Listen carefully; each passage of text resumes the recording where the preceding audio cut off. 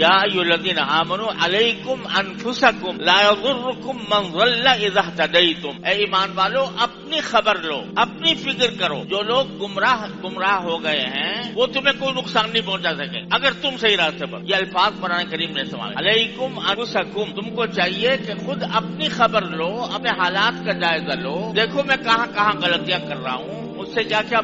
گناہ سرزد ہو رہے ہیں، ان کی فکر کر کے ان کو ختم کرو، اور دوسروں کی طرف جو ہر وقت دیکھتے رہتے ہو کہ فلاں گمراہ ہو گیا، فلاں گمراہ ہو گیا، فلاں نے یہ کر دیا، فلاں نے یہ کر دیا، فلاں نے یہ مصیبت ڈال دی، اس کا مراقبہ کرنے کے بجائے اپنے اعمال کا مراقبہ، میں کہاں ہوں، میں کہاں کھڑا ہوں۔ اگر اپنی اصلاح کی طرف بندہ متوجہ ہو جائے، اگر فرض کرو ایک آدمی ہے وہ اپنے اصلاح کی طرف متوجہ ہو جاتا ہے اور وہ اپنے عیوب کے اوپر نگاہ ڈالتا ہے، میں صبح سے شام تک کی زندگی میں کیا کرتا ہوں، کیا اللہ کے حقوق صحیح طریقے سے ادا کر رہا ہوں، اللہ تعالیٰ کے حقوق یہ ہے کہ میں بر وقت نماز با جماعت کا اہتمام کروں، کیا کر رہا ہوں، اگر نہیں کر رہا ہوں اس کی اصلاح کروں۔ جب میں اپنے گھر والوں کے ساتھ معاملات کرتا ہوں تو آیا میں سنت کے مطابق کر رہا ہوں یا نہیں، وہ سنت نبی کریم صلی اللہ علیہ وسلم کی جس میں یہ فرمایا گیا کہ میں نے یہ فرمایا گیا کہ تم میں سب سے بہتر وہ شخص ہے جو اپنے گھر والوں کے لیے بہتر، اپنے گھر والوں کے ساتھ اس کا سلوک بہتر ہو، اور میں اپنے گھر والوں کے ساتھ تم سب سے زیادہ بہتر سلوک کرنے والا ہوں۔ کیا میں ایسا کر رہا ہوں اپنے گھر میں؟ اور میں اپنی زبان کو کیا قابو میں رکھتا ہوں؟ املک علیک لسانک، نبی کریم صلی اللہ علیہ وسلم فرمایا تھا کہ اپنی زبان کو قابو میں رکھو کہ یہ کہیں اس سے جھوٹ نہ نکل جائے، اس سے غیبت نہ ہو جائے، اس سے کسی پر الزام نہ لگ جائے، اس سے کسی کی دل آزاری نہ ہو۔ کیا میں اپنی زبان کو باقی قابو میں رکھے ہوئے ہوں؟ اللہ تعالیٰ نے مجھے نگاہیں دی ہیں تو اس نگاہوں کو استعمال کرنے کا طریقہ بھی بتایا ہے کہ اس کو فلاں جگہ استعمال نہیں کرنا، کسی نامحرم پر لذت لینے کی غرض سے نگاہ ڈالنا یہ حرام ہے، یہ اللہ تعالیٰ کی دی ہوئی نعمت کا غلط استعمال ہے، اللہ تعالیٰ کی نعمت کی ناشکری ہے۔ اتنی بڑی نعمت اللہ نے دے رکھی ہے آنکھ کی، وہ اس لیے دی ہے کہ اللہ تعالیٰ کی ہوئی جو اللہ تعالیٰ کی کائنات ہے اس کا نظارہ کرو، اس سے اللہ تعالیٰ کی قدرت اور حکمت۔ ان فی خلق السماوات والارض لآیات لأولی الالباب الذین یذکرون اللہ قیاما وقعودا وعلی جنوبہم، تو یہ کام کرو اور اس نگاہ کو صحیح جگہ پر، کیا میں کر رہا ہوں، میں جو روٹی کھا رہا ہوں یا جو کھانا کھا رہا ہوں وہ آیا حلال طریقے سے حاصل ہو رہا ہے، اس میں کوئی حرام چیز شامل تو نہیں ہو؟ ملازمت کرتا ہوں تو ملازمت کرتے وقت جو ملازمت کے میرے ذمے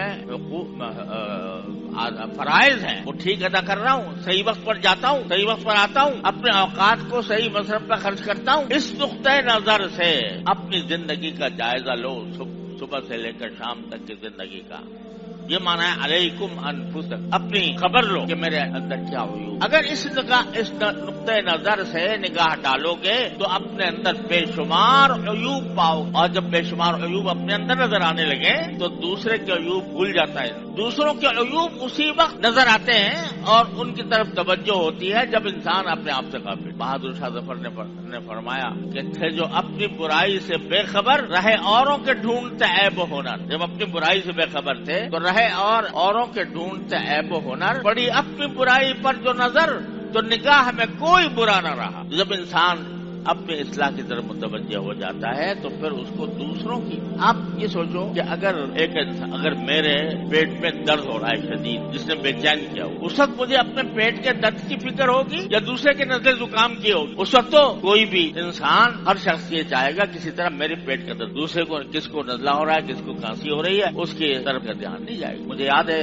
واقعہ میں اپنی ایک عزیزہ مرحومہ تھی، ان کو پیٹ کی تکلیف تھی بہت زیادہ، اور اس میں زیادہ تر حصہ ان کی کچھ نفسیاتی کیفیت کا بھی تھا۔ تو ایک مرتبہ میں ان کو ہسپتال لے جا رہا تھا، ہسپتال کے لے جاتے ہوئے سامنے دیکھا تو ایک شخص آ رہا ہے کہ وہ بیچارہ اس پر کرسی پر ویل چیئر پر ہے، ہاتھ اس کے ٹوٹے ہوئے، اس کے اوپر کپچیاں بندھی ہوئی، چہرے سے اس کے خون جاری، پاؤں سے وہ معذور، اور اتنا سر سے لے کر پاؤں تک اس میں سارے کے سارے خرابیاں نظر آ رہی تھی، جسمانی خرابیاں، دیکھ کر انسان کو عبرت۔ تو میں نے جب ان کو دیکھا تو میں نے اپنے ان عزیزہ کو کہا کہ دیکھو یہ بیچارہ کتنی مصیبت میں ہے، کتنی پریشانی میں ہے۔ میں نے کہا ذرا ذہن ان کا اپنے اس پیٹ کی بیماری کی تکلیف کی طرف سے ذرا دوسری طرف جائے۔ تو میں نے کہا کہ دیکھو یہ کتنا